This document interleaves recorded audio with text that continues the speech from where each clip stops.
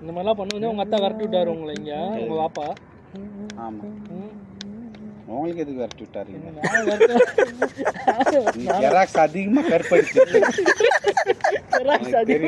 கருப்படிச்சிருப்பா, அதனால துரத்தி விட்டுட்டாருல்ல. அப்புறம் இருந்து தான் இங்கே வந்தேன். எங்கேயோ ஒன்று துரத்தி விட்டாருல்ல. தமிழ்நாட்டிலயா இருக்கிறா? இல்ல போச்சின்னு சொல்லி தனி தெரிச்சு விட்டாருல. தமிழ்நாட்டுல இருக்கிறாப்புல, ஆனா தமிழங்க கூட தானே இருக்காப்புல. நீங்க பங்காளி கூட இருக்கிறீங்க. பங்காளி கூட இருக்கீங்க, என்னவோ பண்ணிட்டு இருக்கீங்க.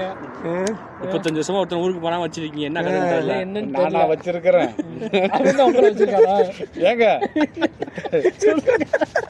அவன் என்ன எனக்கு ஒப்பாட்டி மாரியே இல்லை, அவனுக்கு ஒப்பாட்டி மாரியே சொல்லிட்டு அதுதாங்க அவங்க கேட்டுக்கிட்டு இருக்காங்க. அந்த நாசமா போனவன் போலனா அது நான் என்ன பண்ணுவேன்? சூனியம் வச்சிருப்பாங்க, அதெல்லாம் ஊர் பக்கமா வரைய கூடாதுன்னு. சும்மா பயம் இங்கே வச்சுட்டாங்க. இல்லை ஜி, இப்போ எப்படி இருந்தாலும் எப்படியோ ஒரு மனுஷன் இருந்தாலும் 10 வருஷம் தான் சாக்கு பிடிக்க முடியும்.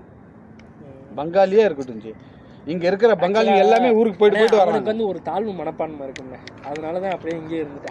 இவன் வந்து இங்க அதிகமா சோத்தை பார்த்துட்டாங்க. சோத்தை பார்த்துருவாங்க. ஆமா, சோத்தலைன்னா சோத்தை. இங்க என்ன சோத்தை அனுபவிக்கிறாங்க, அது என்னத்த கன்றாவே அனுபவிக்கிறாங்க. ஆனா மாசத்துல 2 வாட்டி பத்தாக்கு போறான்பா. பத்தாக்கு போறோம், நைட்டு பூரா வர மாட்டோம். அது ஒண்ணுதான் எனக்கு தெரியும்.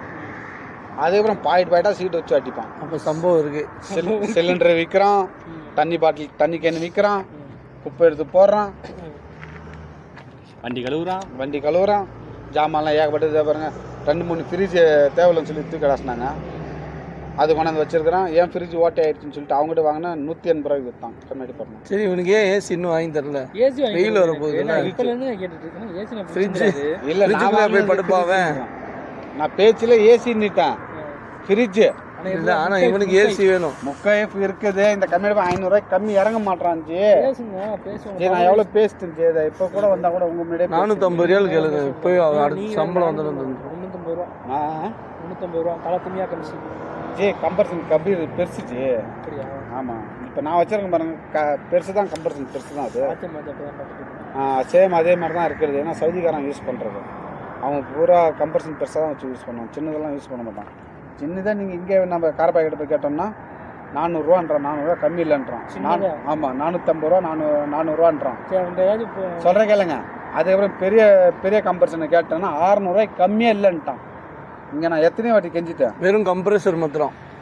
ஏசிங்க, ஏசி கம்பர்சன் பெரிய கம்பர்சன் சொல்லிட்டு அது 600 ரூபாய் கம்மி இல்லைன்ட்டான். பின்ன ஹராஜ் மார்க்கெட்டில் இருக்கிறதுல வந்து ஜாமான் கம்மியில் இருக்கிறது. நீ கேட்டதை முடிச்சு ஹராஜ் மார்க்கெட்லேயே போய் கேட்டு பார்த்துட்டான். ஹராஜ் மார்க்கெட்லாம் வேணாம், கேளுங்க பங்காளி ஆள்கிட்ட. இந்த கண்மேடு பையன் 500 ரூபாய் கம்மி கீழே இறங்க மாட்டான் ஜி. அவனை ஒரு கட்டி பிடிங்க ஜி. என்ன ஜி கட்டிப்பிடி வைத்தியம் தெரியாதா? வசூல் ராஜா பார்க்கல. வேங்கை படம் பார்த்துருக்கீங்களா? எதுக்கு வேங்கை கட்டி பிடிச்சி வாயிடு போது